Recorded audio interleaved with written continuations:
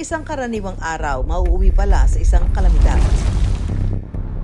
Tahimik na binabaybay ng mga sasakyan ang Mactan-Mandaue Bridge sa Cebu gabi noong September 30, 2025.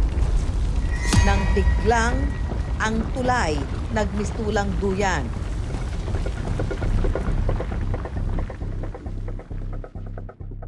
Ang ilan naman, naging pagsubok ang paglikas matapos maipit sa mga gumuhong gusali at kabahayan, gaya ng online seller at buyer na ito.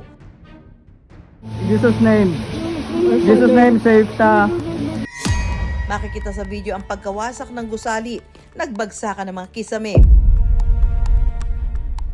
Hanggang Bantayan Island, dama ang lakas ng lindol. Ang krus at mga ilaw ng St. Peter the Apostle Parish na isa sa pinakamatandang simbahan sa Visayas, bumigay. Dahil yan sa magnitude 6.9 na lindol sa probinsya. Ang epicenter ng lindol na itala sa Bogos City. Paglipas ng nakagigimbal na gabi, lumantad ang bakas ng pinsala. Mga bahay na nadurog, mga daanang nagkabitak-bitak.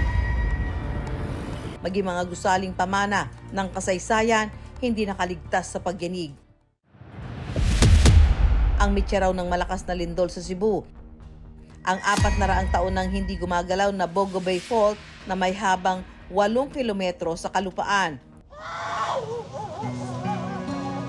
Sa tala ng Cebu Provincial Disaster Risk Reduction and Management Office, umabot sa 76 ang nasawi. Habang halos 600 katao ang nasugatan sa magnitude 6.9 na lindol. Nasa mahigit 100,000 kabahayan naman ang tuluyang nasira at nawasak.